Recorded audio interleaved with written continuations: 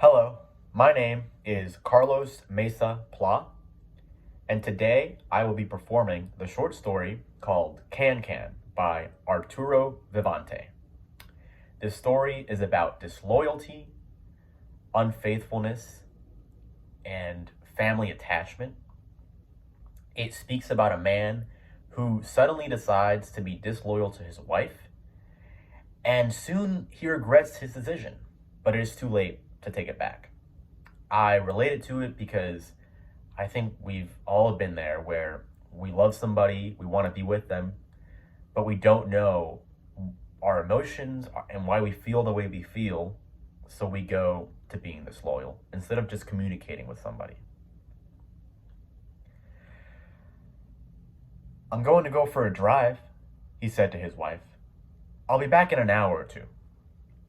He didn't often leave the house for more than the 5 minutes it took him to go to the post office or to a store, but spent his time hanging around doing odd jobs. "Mr. Fix-It," his wife called him. And also, though not nearly enough of it, painting, which he made his living from.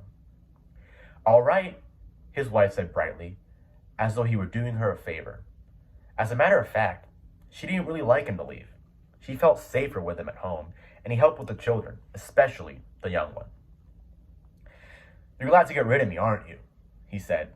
"Uh-huh," she said with a smile that suddenly made her look pretty. Someone to be missed.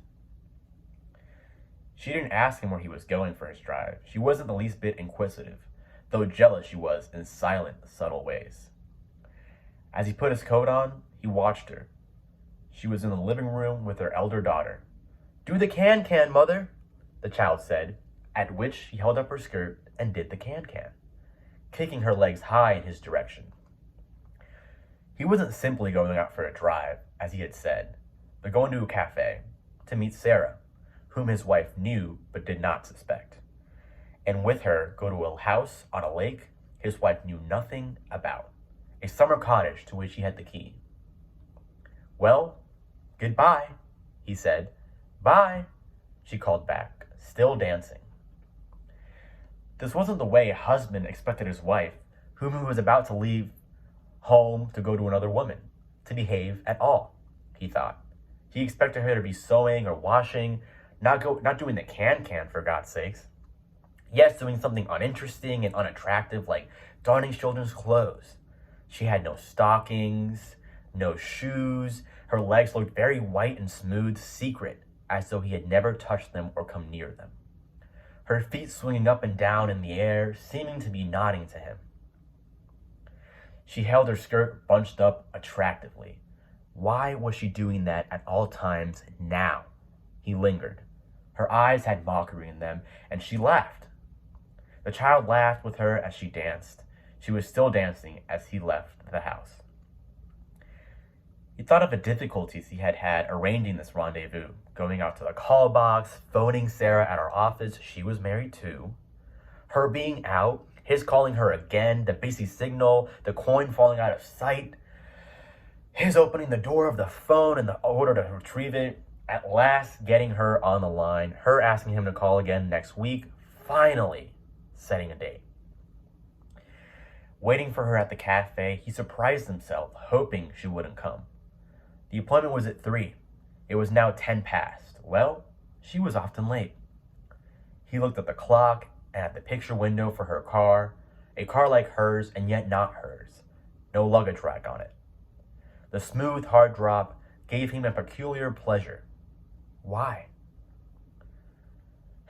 It was 3:30 now. Perhaps she wouldn't come. No. If she was going to come, this is the time she would be here. 20 past. Now there was hope.